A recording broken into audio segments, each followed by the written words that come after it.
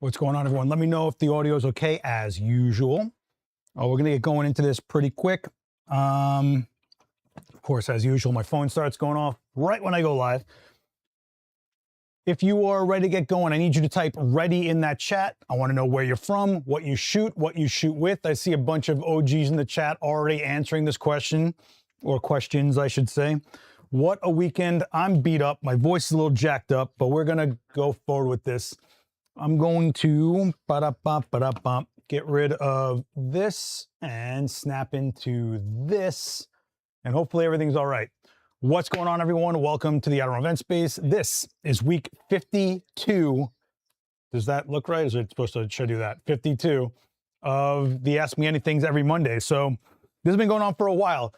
There is an entire playlist of these. If you guys want to take a look back into some of the stuff we've covered, make sure you do that. But this channel, if you're new here, make sure you hit subscribe, because there is a lot of free education on here. There's always live streams happening from a lot of top instructors in this industry. But for now, I just want to say what's up to Michael, Robin, Heidi. What's going on? Agent Coin.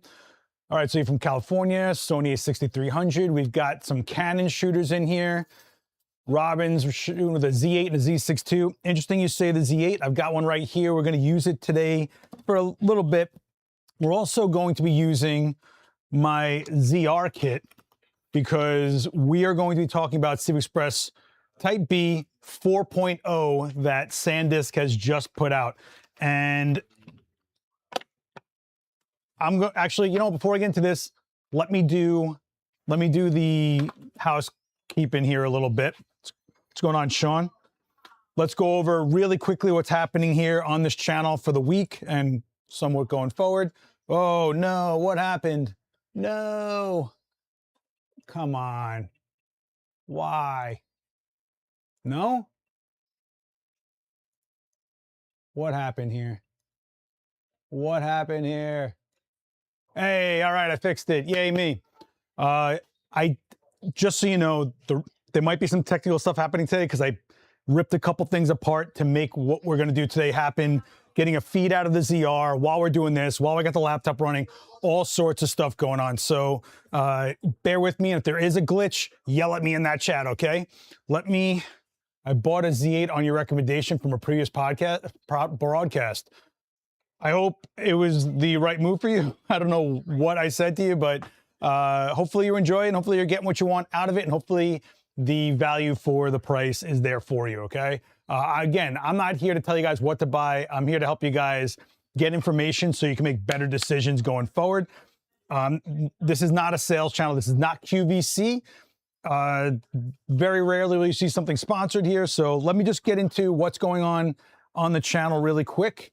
So Daniel Norton was live on Thursday with product photography. It was a pretty good demo. Shot some sneakers, shot the turtle that you're seeing there, used a mirror plate as the countertop.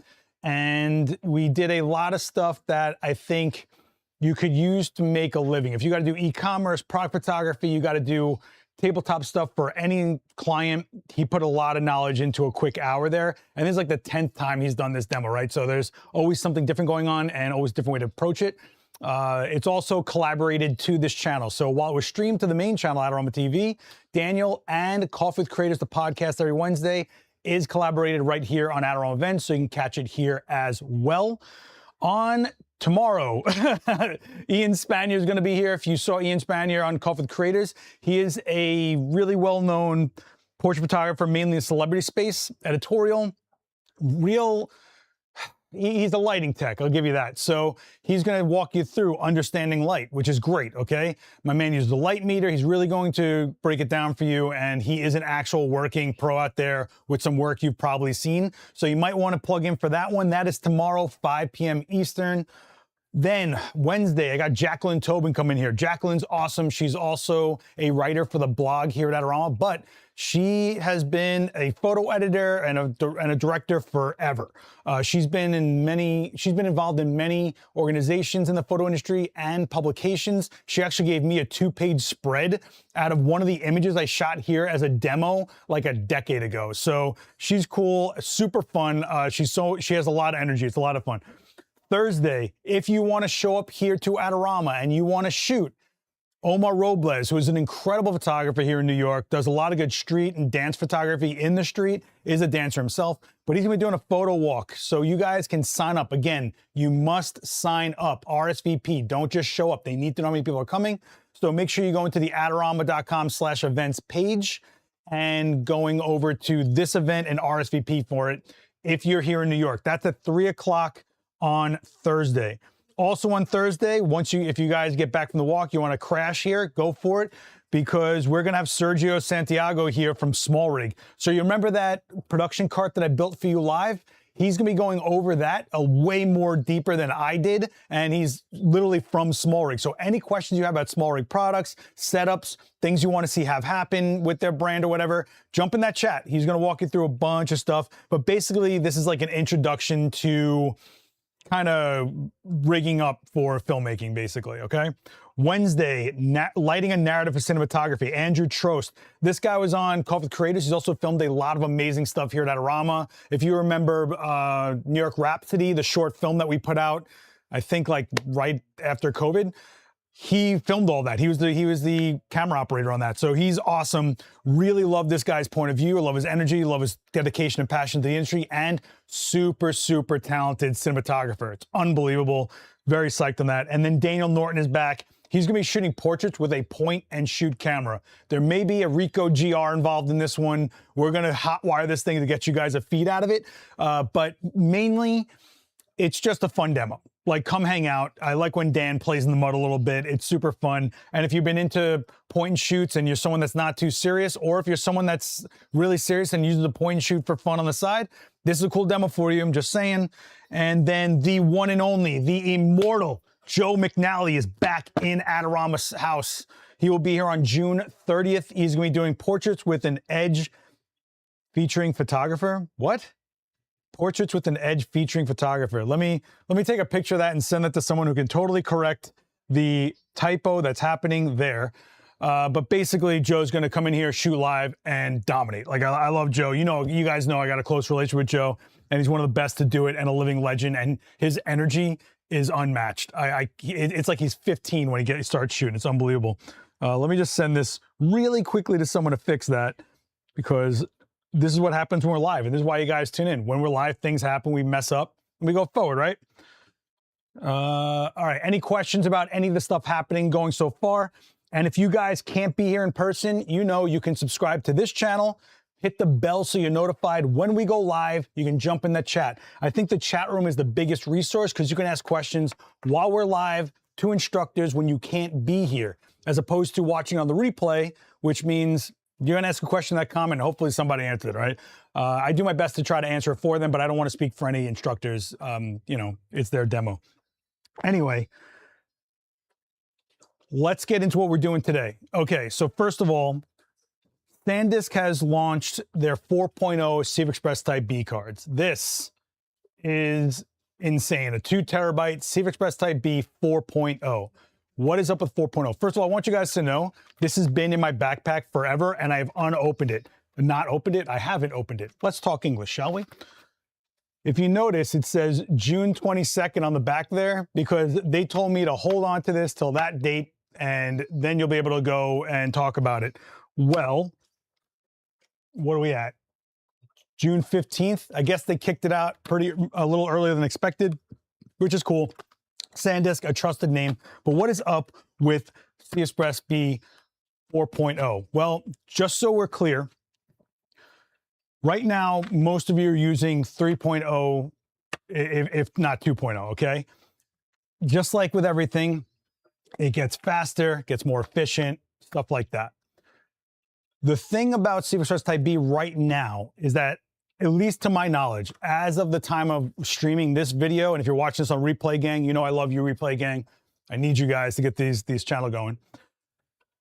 There are no cameras with 4.0 slots. So essentially, it is your camera's maxed out bandwidth with the buffer, as long as you have a card that's fast enough to keep up with that buffer. Beyond the buffer in that camera, that is your first bottleneck, is the buffer in the camera. Then how fast that buffer can empty to the card. CFexpress B 3.0 if you have a good card, we'll clear that buffer. It will not make a difference as of right now if you go to 4.0. But what will make a difference is if you are offloading footage and need it going from a 4.0 reader through something like a Thunderbolt cable into a Thunderbolt port. It's always a chain, right? The slowest point is your weakest point when it comes to data management, right? So wherever that pipeline isn't fast enough, and it could be a bunch of different things: camera, buffer, card, reader, cable, port, computer, right? Like all that stuff matters. Here's why CFexpress 4.0 matters to me. I shoot with the ZR, I shoot with a bunch of other cameras, and I always shoot high res with log footage. And we're talking about 4K minimum for me, 6K when I can, because I like to be able to punch in a little bit if I need to. All sorts of reasons, right? More data, more data, more data. But with that more data means not only are you filling up a memory card, but if you want to offload that footage into an SSD drive to then edit locally, it starts eating up that drive. If you shot a terabyte, 2 terabytes of footage, well, you better have the space on your computer to handle that much data. If you don't, you're not offloading that footage. So what I do, because what I do for myself, for my personal channel mainly, is not that critical, meaning I edit the footage, make the video I want to make, save the video I edited, and then I just delete all the footage. I don't keep any of it. So I edit from the card. I save myself the onboard memory.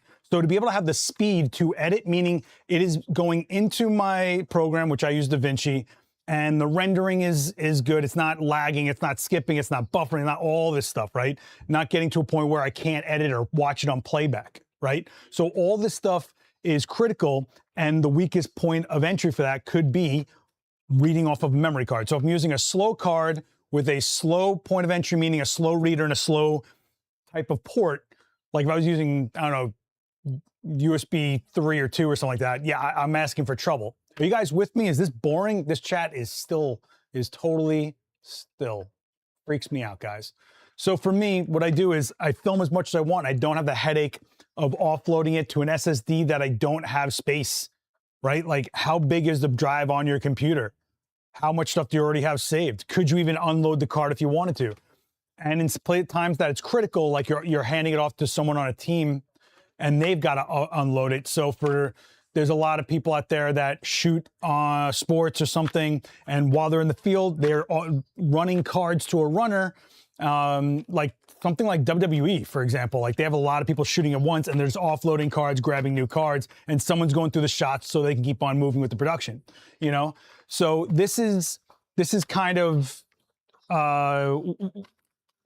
where every couple minutes that snowballs, right? If something takes you 10 minutes and you do that same thing 6 times, you've lost an hour of time, right? So when you're in production, you always have to think of what could snowball. By the way, you guys are rude. Nobody has said hello to Quinn, because I totally didn't forget to introduce her. I know.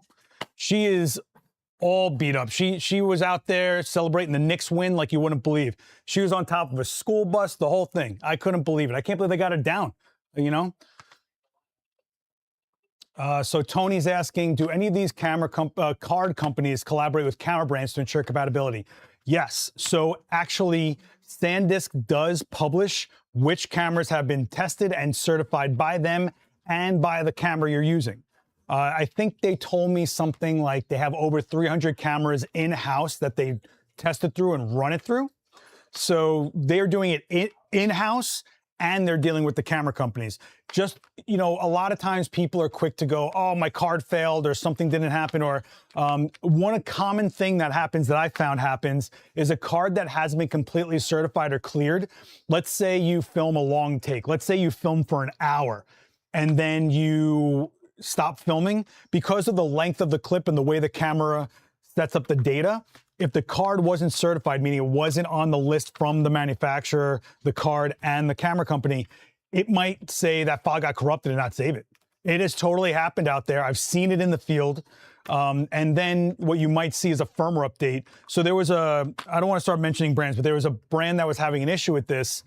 And if you notice, there was a firmware update for the Z6 III, and it was all about that memory card being in line with their firmware, then now they're considered compatible. So do your research a little bit. If it's very critical for you, check the certification from the card brand, see what's on their list, double check what's on the list from the camera brand. Also, don't forget, this isn't a game anymore. We're talking about $1,000 memory cards. We're talking about high-res video. We're talking about log. We're talking about raw video. We're talking about a lot of things that are critical. It's no longer like a $60 memory card. It's no longer like a few megapixels here and there. No, this is getting to a point where you're spending on a memory card, or even 2 memory cards, right? The price that you would spend on a lens. And a lot of people that are new will probably spend a decent amount on a camera and a lens, and they go, I don't really need the best memory card. I'm just taking photos. Yeah, well, when everything you invested into fails at the point of recording, what was all this for, right? So don't underestimate your cards. And also, your cards travel along your entire kit. No matter if you're using something like CFexpress Type B, which is synonymous, or not synonymous, I'd say ubiquitous with almost every brand except Sony, and even Sony's high-end cinema uses Type B. It's an investment across your entire kit. So don't sleep on that. I still haven't opened this card, and we're like over 15 minutes into the stream. Why am I talking this much? Yeah, I know. Quinn needs a Knicks jersey. I know. I'll be honest with you. I totally debated it, but I don't want her to look like a bandwagoner. You know what I'm talking about? I'm a bandwagoner. You kidding me? I don't watch sports until New York gets this amped up. I don't care. But this was amazing. If you were in New York this weekend, oh my gosh. It was like, if you know the feeling of a block party, but then every block is the block, it was incredible. I mean, it was just unbelievable. Everybody was just like, oh, it was amazing. Okay, let's open up this memory card. Let's talk a little bit. So what I plan to do today is take my ZR kit, right? First, let me take the magnetic ND filter off. And I was going to film some red coat in this, just so you have an idea of how heavy red coat is. About 30 seconds of video was 13 gigs when I tried it out. And that was the point where I said, yeah, I don't think I need to shoot red coat. But I do shoot H.265 analog, and I try to get as much as I can of that at 6K and stuff like that. First, before we do that, let's throw it into the Z8. Let's see what the buffer is like on RAW. It shouldn't really matter, because the cards that I was using in there already were very fast, and I wasn't running into buffer issues. So I expect the same here, but just so you can kind of get an idea. Are there any questions, guys? Are you with me on this? What could go wrong? We're opening this up live. So this is a 2 terabyte CFexpress Type B card that is 4.0. Okay, so this is version 4.0. There are other brands that put out 4.0. It took SanDisk a little bit to get out there, but I do want to stress that the reason SanDisk usually takes a little while to come to market is that they overly test and make sure everything's going solid. There are memory cards out there that were like, we're the best and the fastest, and look, we have it first. And then something on the card will burn out, like what they call a controller. And that means that they were basically trying to, not really, but in a way, for lack of a better term, overclock the card, taking down its reliability more and more and more as time goes on. SanDisk doesn't want to play that game. They are SanDisk. They are what you'd expect from them, you know? So yeah, here we go. Let's cut this open. And I realize that this might not be the most dynamic demo today, but I figured it's important. Also, I am very aware that these are expensive, and don't think that it's going to change anytime soon. I think for the next couple of years, we're going to be looking at these prices for memory and SSDs being as such. So again, it's an investment, all right? I remember having like an 8 megabyte smart media card and thinking it was crazy. I remember having a smart media card inside of an Olympus and shooting TIFF, thinking that was crazy. How's that? Anybody remember those days? Smart media, by the way, I think only went up to 128 megabyte and physically cracked. I remember them just like being wafers. Then of course, there was CFast. I mean, we could talk about memory from XD memory. Olympus had XD memory. It was almost like micro SD before micro SD, or while micro SD was getting together. So Dan is asking, what's the use case for 2 terabyte cards? Video. I use much smaller cards and dump them. So yeah, for video. So if I am There's a couple reasons. One, I will say, is absolutely video, because if you're using anything that's 4K, 8K, these can handle 12K. So the other thing about this memory card is we're talking about 3,700 megabytes write speed, 3,500 megabytes, I'm sorry, read speed, 3,500 megabytes write. So 3,700 bytes read, 3,500 megabytes write. Now, if you're doing something like 12K video, you don't want to have a bottleneck there, right? Also, don't forget that sometimes it's just good to have an extra backup. So for me, even if I'm doing stills, I will have a memory card that I use just for tethering, meaning I will tether and it will back up another file to my memory card for that specific memory card. And I'll always use that while I'm tethering. Then at the end of the year, I probably have it all double, triple, quadruple backed up on the card that's in there. Okay. So there's a use case. So let me just make sure I got this right. I did pull this just to make sure I'm 100% correct on this. But the thing about, okay, so yes, CFexpress 4.0 at the time of streaming this is theoretically twice as fast as 3.0. Having that much speed and efficiency can help with a lot. Another thing about these cards, let me just quickly, before we get into that, let me just quickly bring up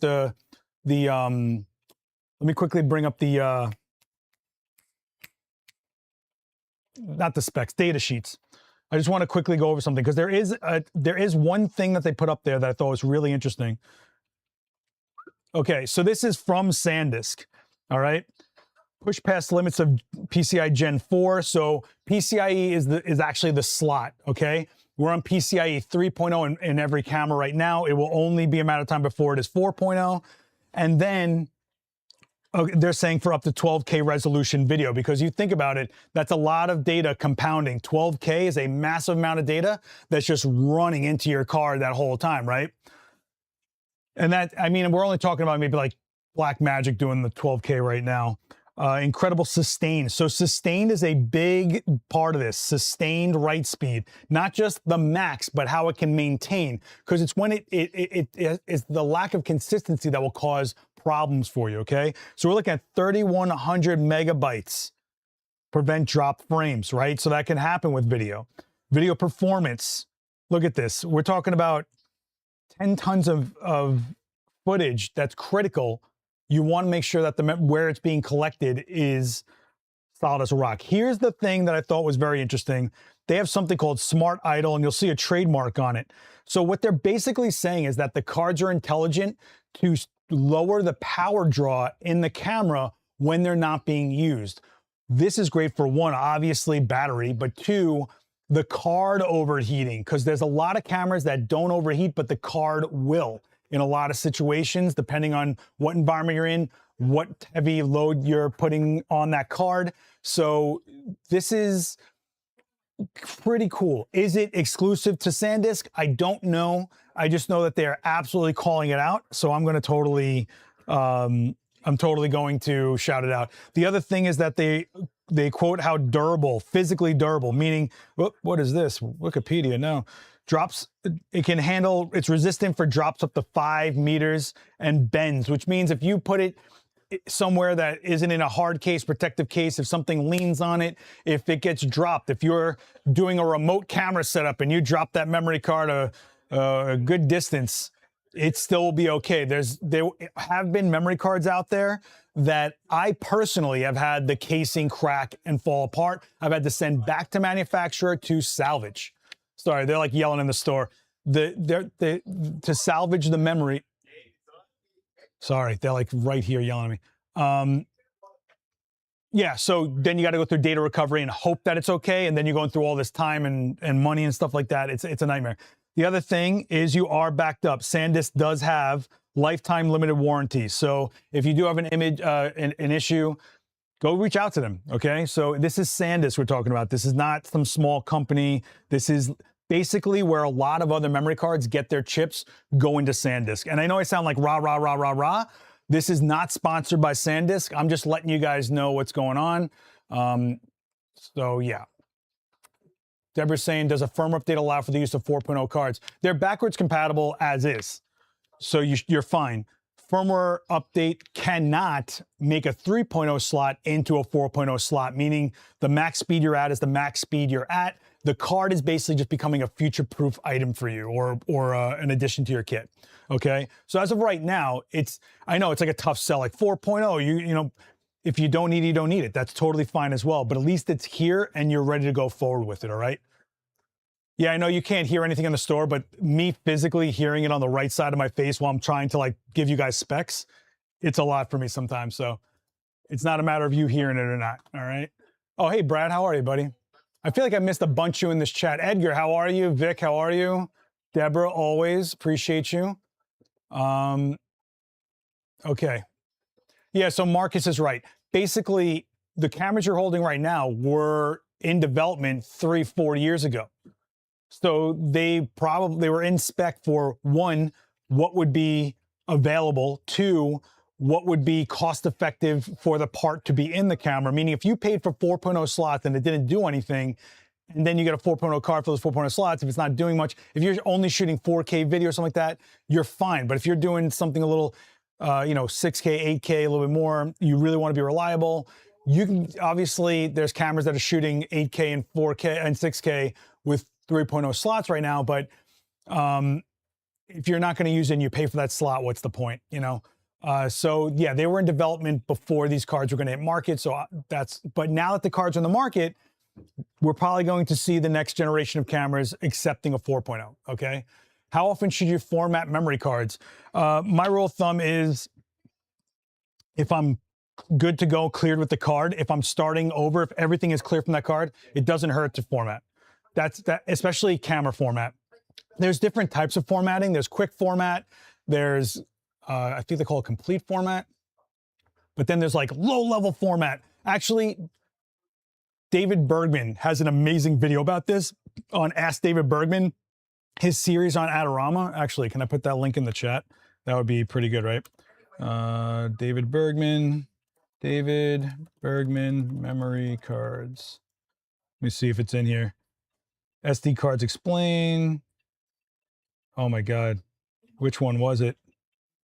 Wow, he did 10 tons of videos on memory. Okay. I will try to find that video and put it in the comments when I'm done being live. Okay, guys? Like, I don't want to go through this now. Okay, so memory is one of those things that you need, but you don't get anything like shiny and fun with it, right? Like, we're not getting a new lens, or we're not getting a different camera, or we're not getting a size sensor. We're just getting something more reliable to make sure everything we're investing into, including our time to learn how to do this, our effort to do this, the people you photographed and video and shot with, make sure they get a product out of it.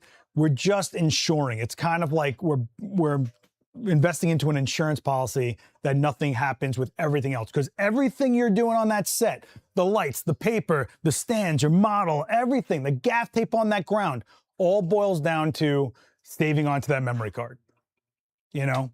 So it's one of those things. So yeah, let's put it into this Z8. Let me format it, because it's fresh out of a box, you know? You want that camera to be having some good chemistry with your card, you know? We go into this, boom, format memory card, and I'm gonna do a full format. And full format might take a little longer. Oh, and I already did it. Cool. So let's put this up to 20 frames per second, which is the max raw speed I can do. I'm also going to set it to raw plus JPEG to kind of give it as much as we can go. Let me just check what raw format I'm set to, because there's lossless raw, then there's compressed raw, and then there's high efficiency, which is actually a compressed raw. So this is on lossless compression, meaning that it is the largest size raw file I can do. I'm going to put it on manual focus, so it's not even hiccuping on that. I'm going to give myself like a bazillionth of a shutter speed.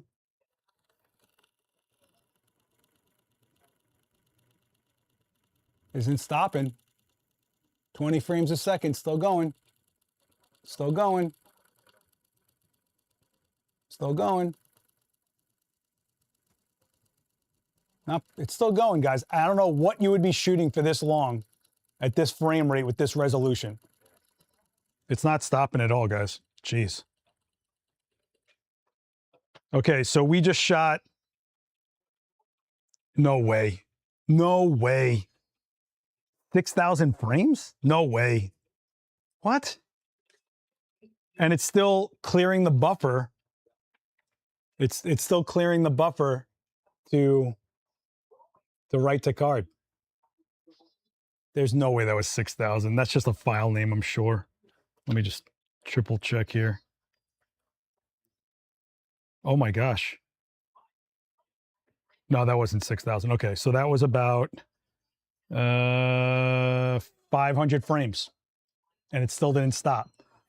I mean, if you look at the screen, you'll see when it takes a photo, it blinks a little bit, right? So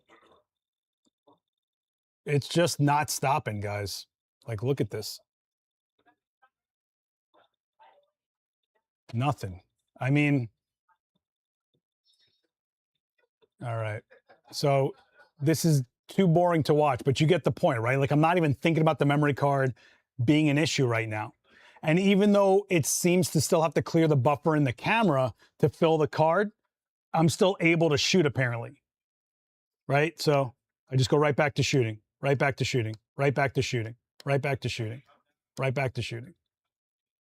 It's nice to have that peace of mind, right? And that's in like the craziest scenario, writing a JPEG plus a RAW file, full resolution, which is 46 megapixels, full RAW file, not a super compressed, lower size, smaller size. Pretty cool, right? Boy, it's still going.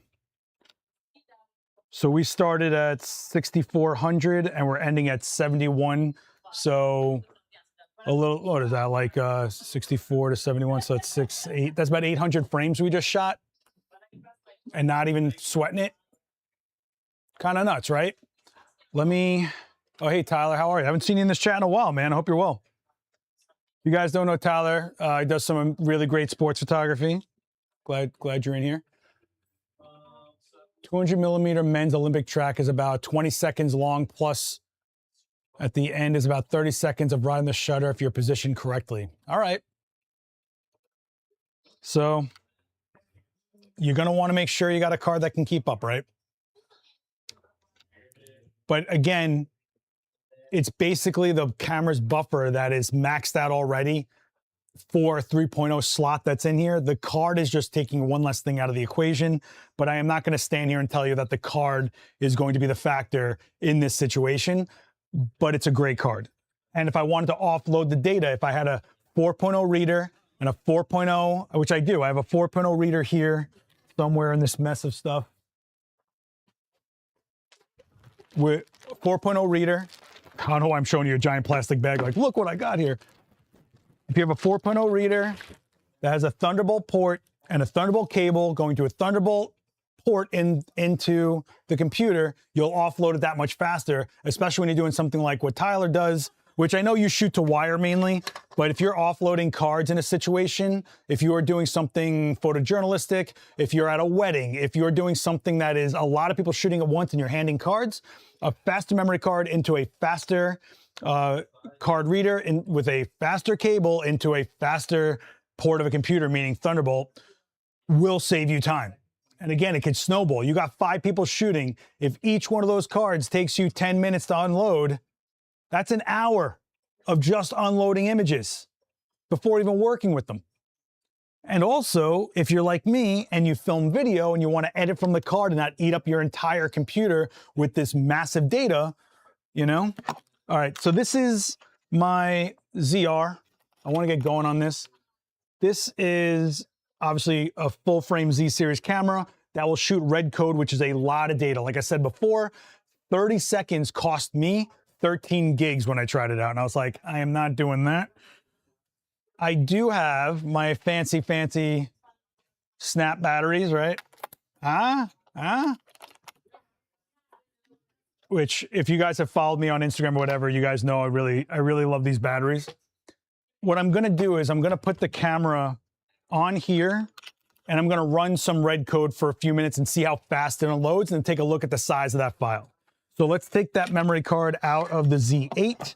It is it's the only one I got. It's an expensive memory card, but that's kind of the world we're living in right now, is this expensive card world. Okay. And don't forget, cameras like the ZR are all internal for things like raw video, all the high-end video that you get out of it doesn't come out through HDMI. It'll record to card. So you need an internal memory that's going to hold down, all right? Big events, we have editors grabbing cards if you don't have a network availability. And dropping those cards, they've got to work with them. If you bottleneck them, or if you need that card back for some reason, bottleneck, you know what I'm saying? So, you know, you got to kind of, let me tighten this down. You got to kind of think of this stuff. And anybody that's like production minded, I think it's kind of a given, right? These core batteries, by the way, come with a fake coin in their plate, which is awesome. And I just want to stress, I would never mount this way for real. This is just enabling me to work faster, putting it onto some magnets, magnet battery. These two batteries become one battery now, so it's pretty cool. I like this. I'm in a very controlled situation here. It's my camera. Don't do this. Do not, without any actual security, do not put your camera onto a tripod without it being directly 1/4 down, okay? All right, you got me? You with me? All right, let me throw in, oh, let me format this memory card. Then what I'll do is I'll plug in the camera so you can see a feed through it, and we'll work from there, okay? So format card, CFexpress, hold down function 3 for a full format, hit okay. Okay, so now it's formatting this card from those 1,000 frames we just shot or whatever it was. And this is a full format and it's done. Nice and fast. I dig it. Security will just be loads of gaff tape. Yeah, sure. I'm not playing that game though. Okay, so I have a cable somewhere. What I think we'll do is we'll start off with showing you guys what the interface inside this is like. So, oh, I have it set to red code already. Okay, so I'm going to set it to SDR so you guys can actually see what video looks like through this without that's technically in camera graded or Rec 709 or whatever. All right, so I have this micro HDMI. I'm going to plug it in, and yes, I hate that it's micro HDMI too, but I never really use the HDMI on this camera because everything is internal. Everything is the card. That's why this is so critical for me to have a proper, solid memory card, okay? And the 4.0 is totally welcome for me because it's not only me filming, I have to then edit it. It has to go out of here into something, you know? All right, let's go to picture in picture. That's you guys. And then this is the Z9. This is the ZR, right? Bada bing. This is what it looks like in regular SDR. This is not log, obviously. You can see how rich the color is. You can see my adoring fans filling up all these seats here, right? But it's, and I could even jump in front of it to kind of, and I love this screen being so clear, and I mean, I don't even need a monitor for it, which is another reason I don't use the HDMI port, because I don't need a monitor. However, we got the memory card we need in here, right? So let's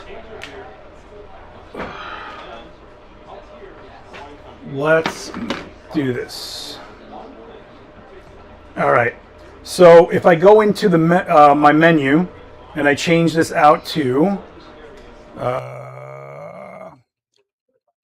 log, for example, here's what log looks like. It's going to take a second to come up on the screen, but you can see how much flatter it looks, right?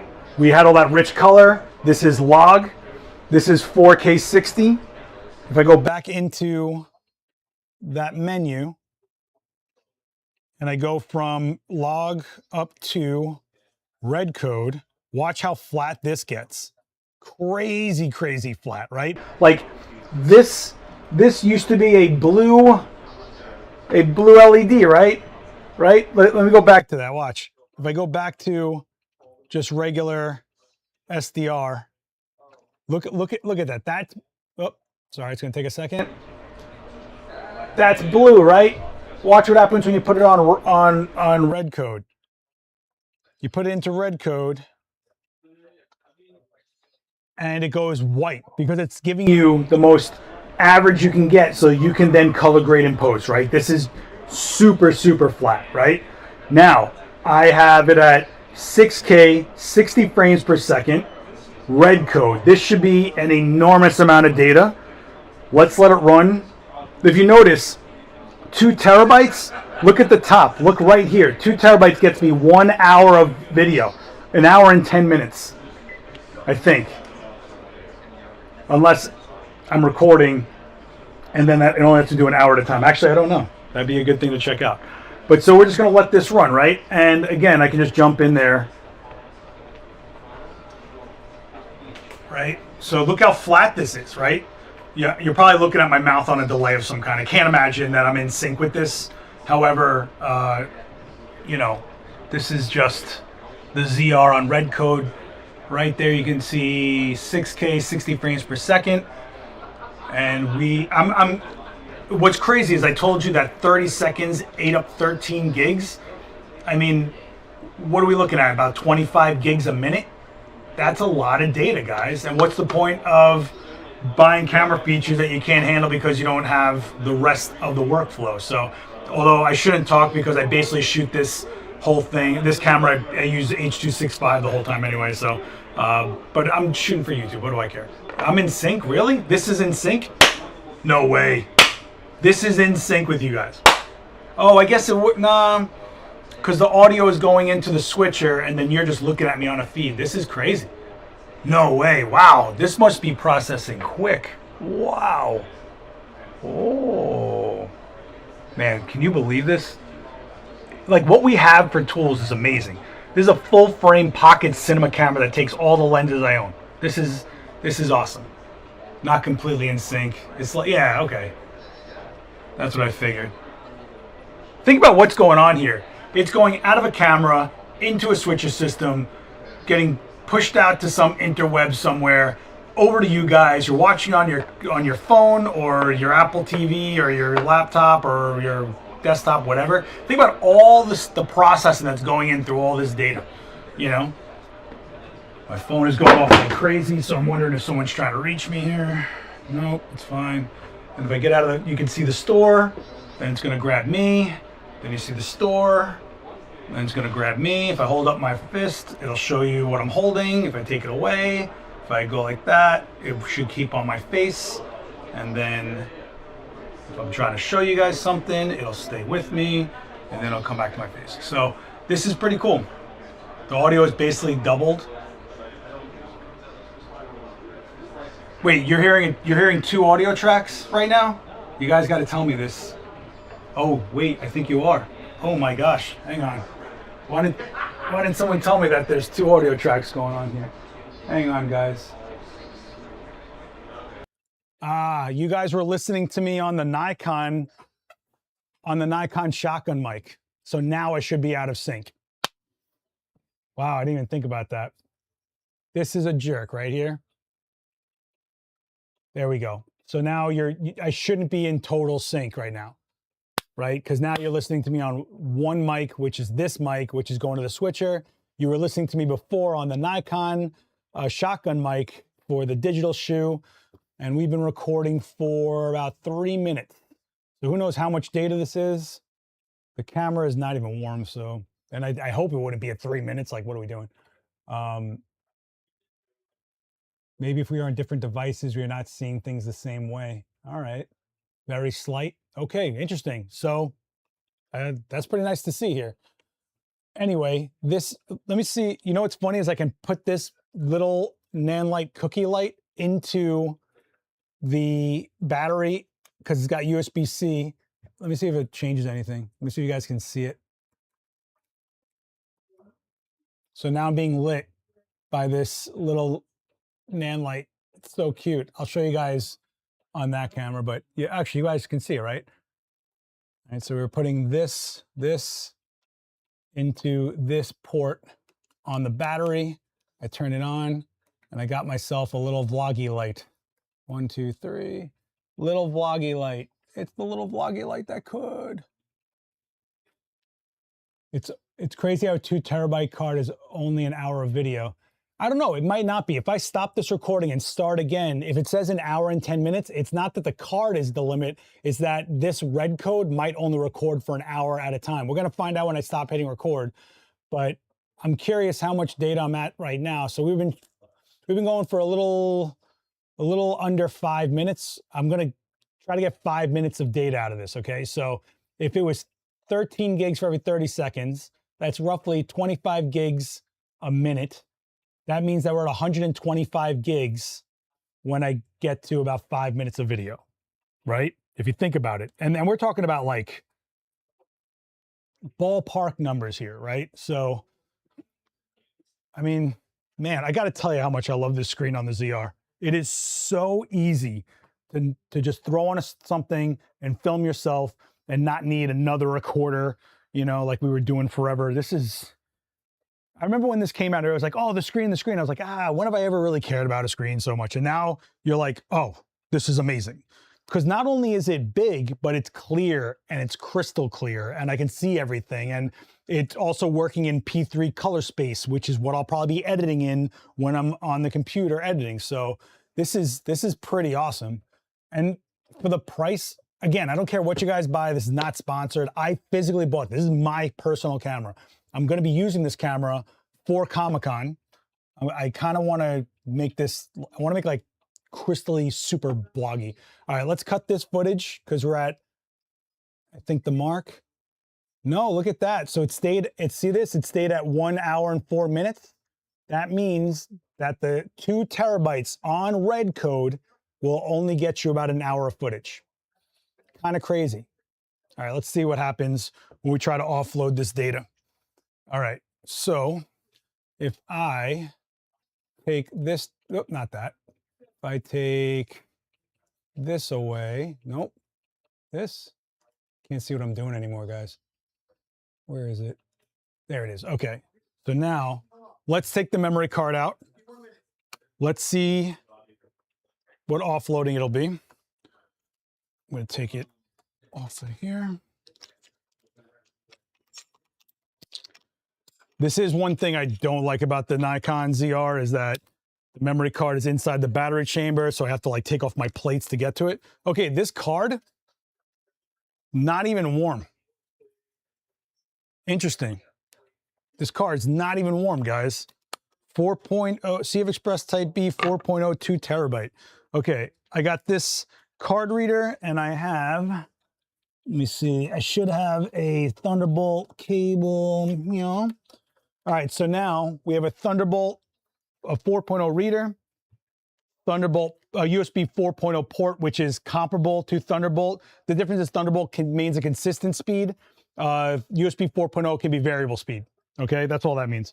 Oh, my little vlog light's going on here. Okay. Let's plug this in and see what happens, yeah?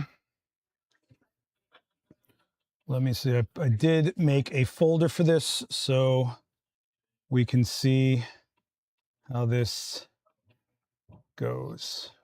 Okay, so let's plug in the reader. All right, so now you guys are looking at my desktop. We're looking at you guys in the chat. I'm gonna plug in this card. And the first thing I'm gonna do is open a new tab with just what's on. So this is our file footage, this is the red code, and then this is the data file, right? If I click on this and I go to info, we just filmed 172 gigs in 5 minutes. 172 gigs in 5 minutes. Think about that.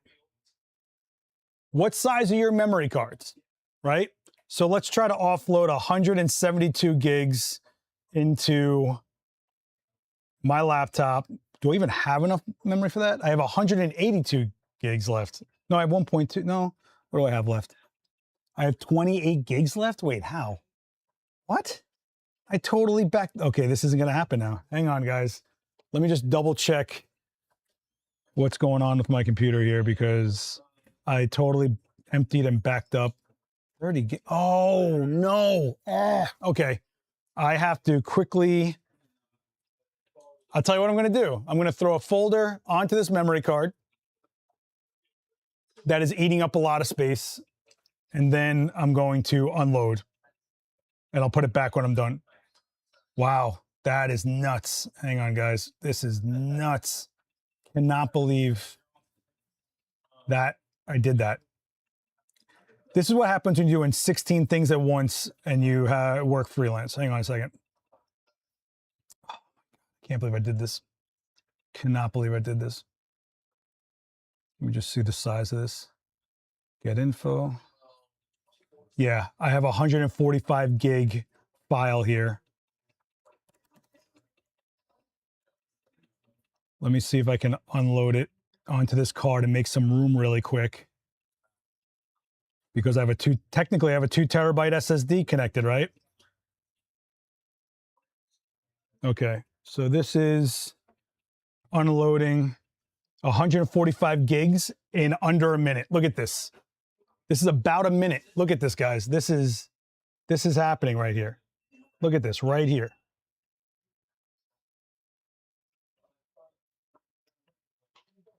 $145 gigs off my computer into this memory card is we already have 40 gigs. What was that, a few seconds? Are you kidding me? Now, I'm going to try to take 175 gigs off the card and put it into my computer, and then I'll delete that file, though. You get what I'm saying, though? How much time do I get doing 6K 24? In red code, I'm not sure. Probably a little bit longer. However, I get 6 hours in analog H.265. Actually, no, I get more than 6 hours. I get about 9 hours because it only lets you do 6 hours at a time. But kind of nuts, man. This is already at 75 gigs uploaded to the card. Remember, I'm going backwards right now, right? I'm going to the card. Why is my phone exploding right now? I know, this is riveting, right, guys? We're already at 100 gigs, and that was less than a minute ago. Kind of crazy, right? When I'm going to start a stopwatch when I offload the footage from the card to my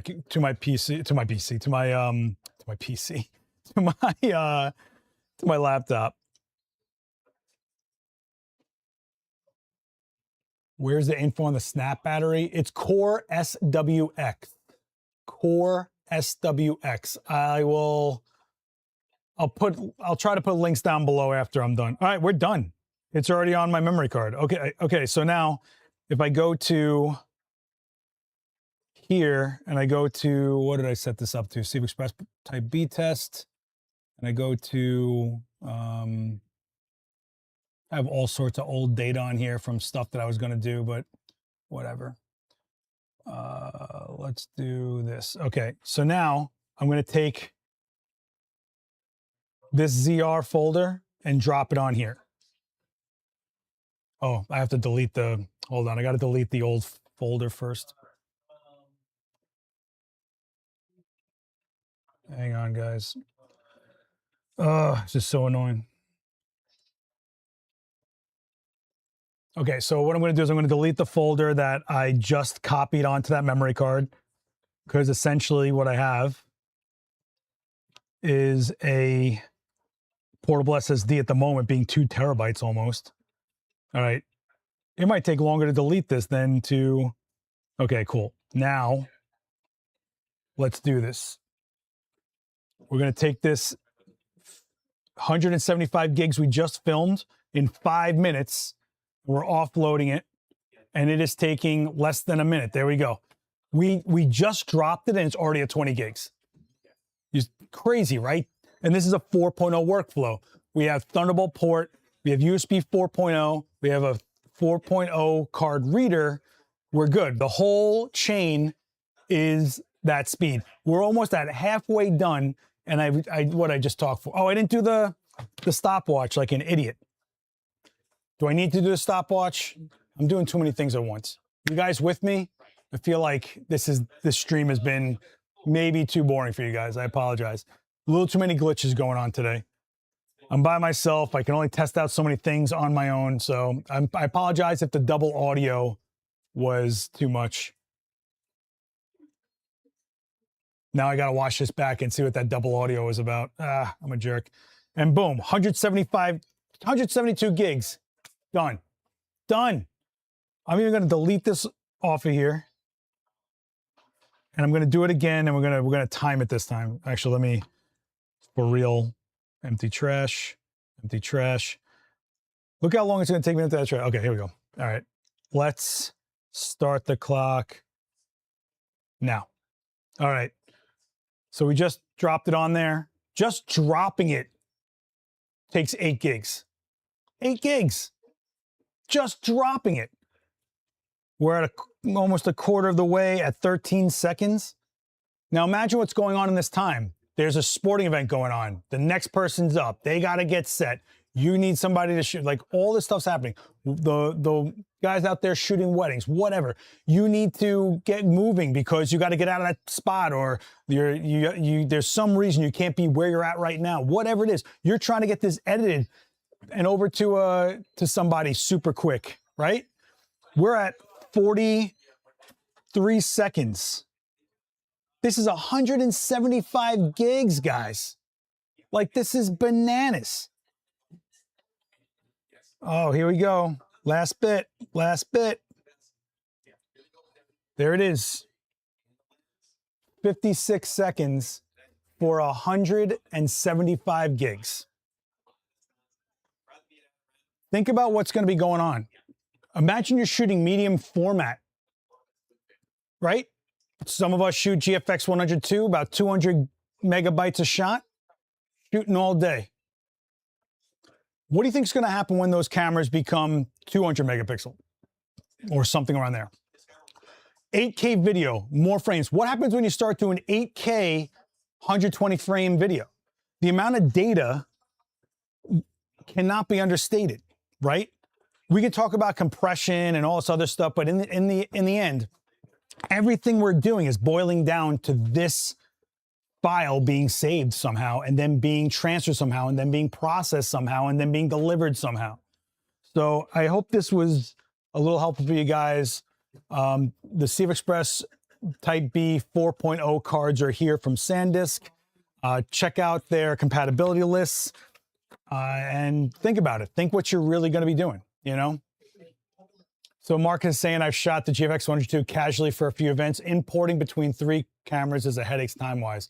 I'm sure it is, but it gives you kind of an idea of what every camera is delivering, right? Hopefully, I hope this was helpful for you guys. I think this is just kind of nuts, you know? The more that I learn, the less I understand. Basically, what you got to understand is the 4.0 cards are twice as fast.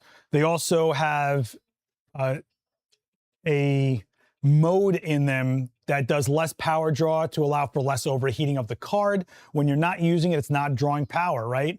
Your camera battery, things like that. You're also talking about offloading times, right? You're talking about editing from the card. Like I said, I would leave the card in the card reader, drop it into something like DaVinci, and edit from the card, and then delete all my footage, because what I do isn't that critical. It's just me talking to camera for my YouTube channel. But I do like it to look good, you know what I'm saying? So I don't have to eat up an entire drive on my PC because I shot a lot. I can edit from the card, you know? So while your camera might not have the slot yet, eventually they will. And just because your camera slot is in 4.0 doesn't mean the rest of your workflow can't benefit from it either. But just really determine if it's something you absolutely need. It is an investment. I'm not gonna front, this is not an inexpensive card. But we are in a crazy time in our world right now where data centers are eating up all these chips, and for another couple of years, we're going to be dealing with this. So, but you also saw me able to use it in a pinch as a portable SSD drive, because now what I'm going to do is I'm going to delete the video footage and then import that job that I have back on there. So, all sorts of use cases. I just feel like you can't understate the need for memory. Hopefully, I know this was messy, but it's live and we're just hanging out. This is a casual stream. So hopefully this this, I don't know, kind of did something for you guys. I don't know. Let me know in that replay, gang, if this is helpful. If you are up to this point and you're watching on playback, I want you to type funnel cake in that comment section so I know you made it this far. If you're into this, there are 51 other live streams just like this with you guys. Thank you guys for getting us to 126,000 at the time of recording this. There are a ton of videos on this channel for you guys. Ian Spanier is going to be up tomorrow. Got Joe McNally joining us soon. The Daniel Norton streams are on here as a collaboration. The Coffee Creators Podcast with almost 100 guests that you should know is collaborated to this channel.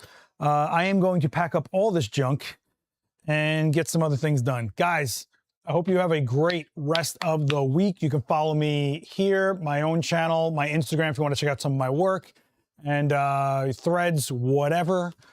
And make sure you're hitting subscribe on this channel because, come on, man, we're on fire right now. We're on a roll, baby. We just got the silver plaque. We're already 126,000 subscribers. There's a reason people are hitting subscribe. Make sure you're with us, okay? Stay up on Adorama.com/events. Follow Adorama as an organizer on Eventbrite to get notified when events are happening.